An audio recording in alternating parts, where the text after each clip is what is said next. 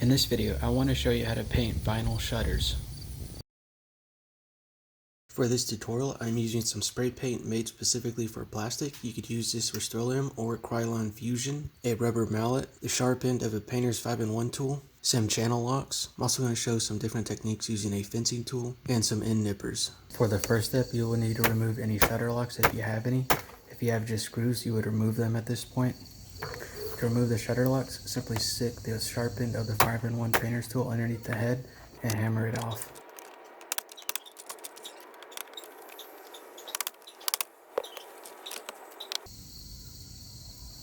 To remove the remaining stem, all I did was get the channel locks, hold them firmly, and pull them out quickly. If there were any stems that were stuck inside the wall, I had to drill them out, so I just got a slightly smaller drill bit and drilled into it. I then just pushed the remainder bit back into the house with a screwdriver. If you have end nippers, what you can do is spread them apart, put them underneath the head like this, and just squeeze and the head will pop off. If you have a fencing tool, to remove the exposed pin, you would just pinch them like this and pivot around like this. This will rest against the side of the house, and this is much easier than pulling it out with the channel locks. With the shutter removed from the house, it's time to clean it. This is the most important part of the process because if it is not cleaned correctly, then the paint will not adhere. So what I start out doing is spraying it down with the water hose to get all the loose dirt. Then I spray it with a TSP and let it sit for about 5 minutes. Then I scrub it with a brush, and then I rinse it off with some more high pressure water. I want to do a quick time lapse to show you the process.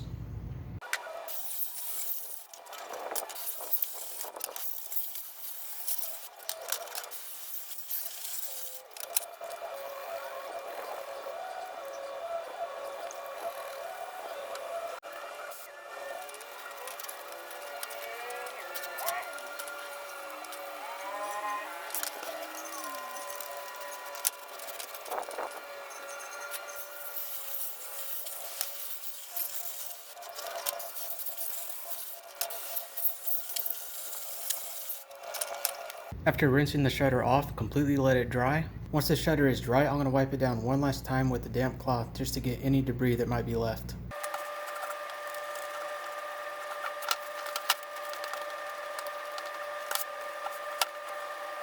Now it's time to do the painting. So what I've done is set it up in the garage. I have a fan right here with a filter over it so it doesn't get paint all over the fan. I have the shutter on 2 sawhorses with a cardboard box underneath it so overspray doesn't get onto the ground or anything else.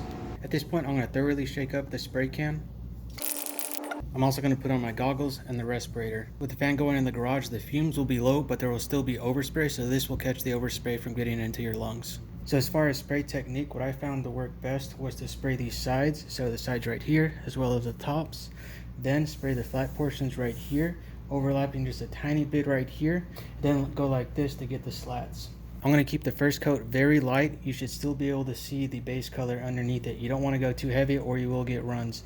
You also get better adhesion by doing a light coat first. After the first coat is on, I'm only going to wait 1 to 2 minutes. The paint can says it could be recoated after 1 minute. So I'm going to make sure this is completely flashed off and not shiny anymore. And then I'm going to do a second coat. The second coat can be slightly heavier than the first, but again, you want to keep it light. You don't want to see any runs at all. If there are any runs, then you're putting on too heavy. Another important thing to note is when I start on an edge, I want to be spraying before I hit the workpiece. If I press the button when I'm not moving, there'll be a lot of paint right here and it'll likely run. So press the button as you're moving and before you get to the workpiece. That way there'll be paint right here, but it'll be a smooth transition onto the workpiece. I'm going to do the first coat of paint.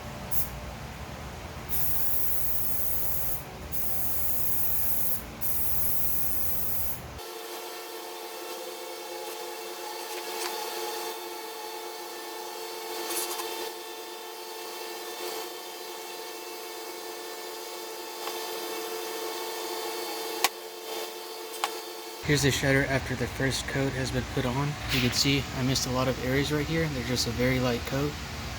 I want to point out that the can says you need to be spraying roughly 8 to 10 inches away, so it covers pretty well at that distance. I would definitely not go closer than 8 inches because the spray will be too heavy.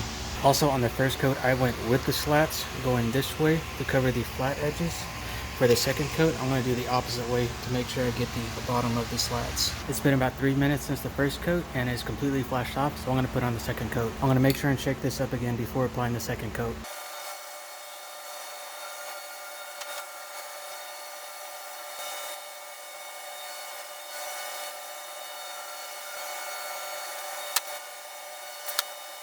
Here's the shutter after the second coat. I was able to fill in all the missed areas from the first coat without getting any runs. As long as you kept moving while applying the paint, there should be zero built up paint and it should all be one smooth surface.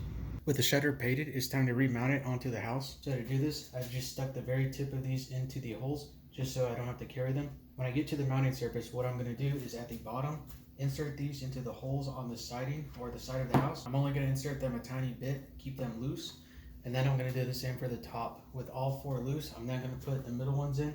If you only have 4, you could skip this step. Once all 6 are in there and loose, I'm going to lift it up so that these are completely in line with the holes that they go into on the house. Then I'm going to slowly start tapping them in with the mallet. You don't want to fully insert these one at a time, otherwise the holes will not match up. So they all need to be in at least the holes of the house before you start pushing them in. So now I'm going to go outside and show you quickly how it's done.